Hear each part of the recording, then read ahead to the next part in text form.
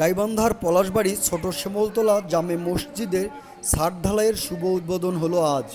বুধবার ১৩ই মে সকালে ছোট শ্যামলতলা জামে মসজিদের ছাদ ঢালাই কাজের শুভ উদ্বোধন অনুষ্ঠানে সভাপতিত্ব করেন অত্র মসজিদ কমিটির সভাপতি আমিজুল ইসলাম।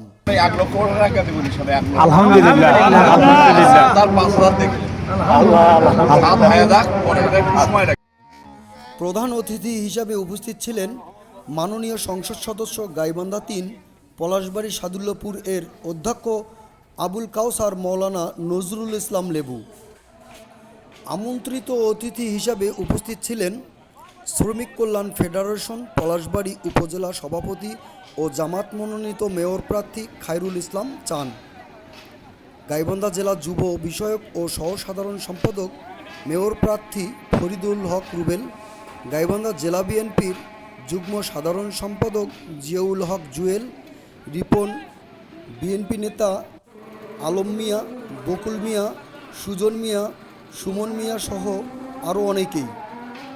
গাইবান্ধা ৩ এর সংসদ সদস্য মাওলানা নজরুল ইসলাম লেবু সকলের উপস্থিতিতে মসজিদের ছাদ ঢালাই এর জন্য নগদ ৫,০০০ সহ ১ লক্ষ টাকা দেওয়ার প্রতিশ্রুতি দেন ও ছোট শ্যামলতলা জামে মসজিদের মুসল্লিদের সাথে মত বিনিময় করেন।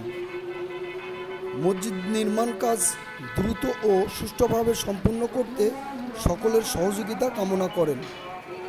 সহযোগিতা কামনা করে দোয়া পরিচালনা করেন অত্র মসজিদের পেশ ইমাম হাফেজ মাওলানা রুহুল আমিন।